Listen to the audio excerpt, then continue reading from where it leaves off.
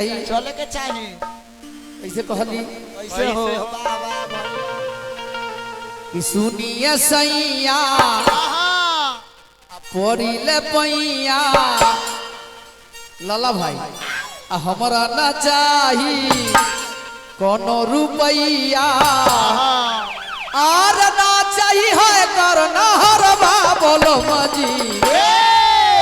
हमके घुमा दी देव घरवा बोलो मजी हमके घुमा दी देव घरवा बोलो मजी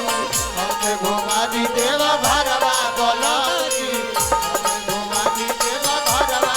हाँ हमके घुमा दी देव घरवा बोलो मजी हमके घुमा दी देव घरवा बोलो मजी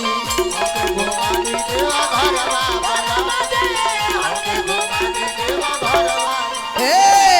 सुनिए सैया पोरिले पैया सुनिए सैया पोरिले पैया हमरा न चाही कोनो रुपैया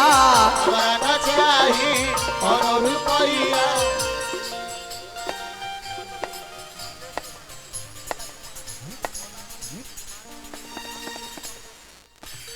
अच्छा देखी भोला कुमार ग्रिल दुकान उर्फ कमलेश जी के तरफ से हाँ जी अनगिनत इनाम आइल हमरा तरफ से भगवान भोलेनाथ से पौरहवा से विनती रही पूरा समाज के तरफ से कि भाई के ग्रिल के दुकान इतना चलो हाँ जी उधार बाकी चलत रहो से कोई परवाह नहीं के मगर भगवान के कृपा ऐसा हो जा उनका 365 दिन में एको छुट्टी न होके। हाँ जी 365 दिन परिवार के मुँह ना देखो। हाँ ना ओहेला तो सब लोग न होके के चाहिए। हाँ जी मलिकार काम में बिजी रहेंगे तो हतारी सुनिए सैया पोरिले पैया सुनिए सैया पोरिले पैया ए हमरा ना चाही कोनो रुपैया हमरा ना चाही कोनो रुपैया ए ना चाही है करना हरबा बोलो मजी कोनो हार है कर से मतलब नहीं कुछ नहीं चाहिए आर ना चाही है करना हरबा बोलो मजी हमके घुमा दी देव घरवा बोलो मजी हमके घुमा दी देव घरवा बोलो मजी हमके घुमा दी देव घरवा बोलो मजी हमके घुमा दी देव घरवा कौन बाबू के हवा के फूल लई बहेला हाय रे जियारा कौन बाबू रे हवा के फूल लई बहेला हाय रे जियारा झोरी में चोरी रे मैया हाय रे जियारा रे मैया हाय रे भोला बात वाला के खुला लई बहेला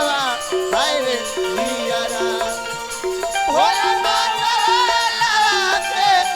खुला लई बहेला हाय रे जियारा झोरी में से चोरी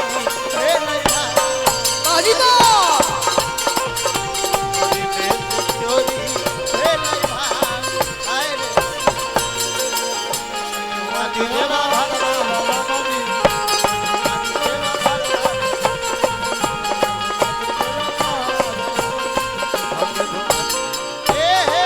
ए कहली का ओ कच कच मसवा के कामर बनाई दो बसवा के काबर बनाई हो कमर में सैया एगो घुंघरू सजाई दो घुंघरू सजाई कच कच मसवा के कामर बनाई दो बसवा के काबर बनाई दो कमर में सैया एगो घुंघरू सजाई दो काबर सैया एगो घुंघरू सजाई दो ए औरो सजा दो रेशम हरबा बोलो मजी रेशम के डोरी लगा दी हाँ जी अरे औरी सजा दो रेशम हरबा बोलो मजी हमके घुमा दी देव घरबा बोलो मजी हमके घुमा दी देव घरबा बोलो मजी घुमा दी देवा घरवा बोलो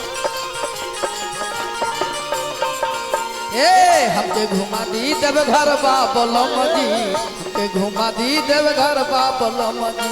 हमके घुमा दी देवा घरवा बोलो हमके घुमा दी देवा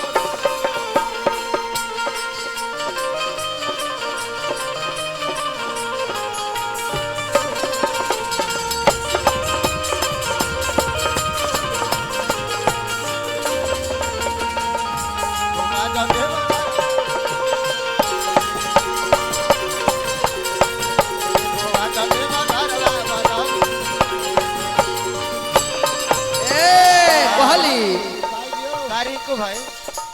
जाइब सुल्तान गज जल भरी लाई ओ जाइब सुल्तान गज जल भरी लाई जय सुल्तान जल भरी ए रहिया में बोल बम के नारा लगाई रैया में बोल बम के नारा लगाई जाइब सुल्तान गज जल भरी लाई जाइब सुल्तान जल भरी ए रहिया में बोल बम के नारा लगाई रैया में बोल बम के नारा लगाई हे औरी लगाई जय करबा बोलो मजी आर औरी लगाए जय करबा बोलो मजी जय हो हमके घुमा दी देव घर बा बोलो मजी हमकी घुमा दी देव घर बा बोलो